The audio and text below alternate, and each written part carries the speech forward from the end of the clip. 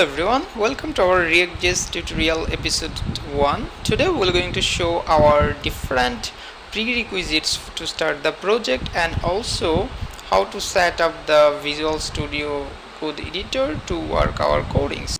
What are prerequisite to start our React project? So first we'll set up Visual Studio Code editor with better code snippet. So go to this article and you will show how we can set up our Visual Studio Code editor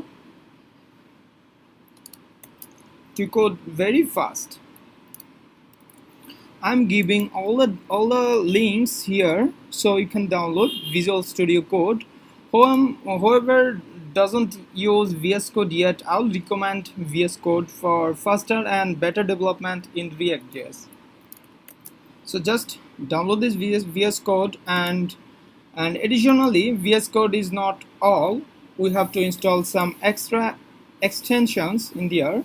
Like very important extensions are Prettier, VS Code Studio IntelliCode, Simple React Snippets, which is very important for our React projects. And ES6 7, you can get the link here. And Babel, auto renaming tag to rename the tag automatically, VS Code icons, and Git lens for Git commit and other supports. And if you go to VS Code, you will see there is some tabs, and here is the extensions tabs. This tab you will get installed and recommended on some other stuffs, and you can search like I need a React snippet.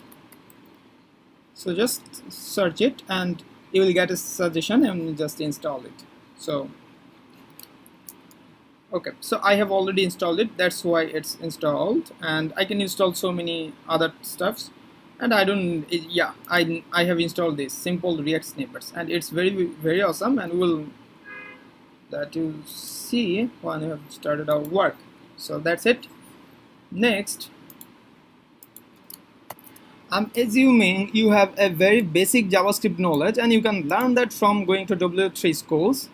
And finally, and you have this last more prerequisite, ES6 basic ES6 knowledge. And what most important ES6 knowledge you need, and I have in this blog I have write some articles. I think if you just read this article, you will get a proper instructions or proper demonstrations what they are. So I think you should cover that up.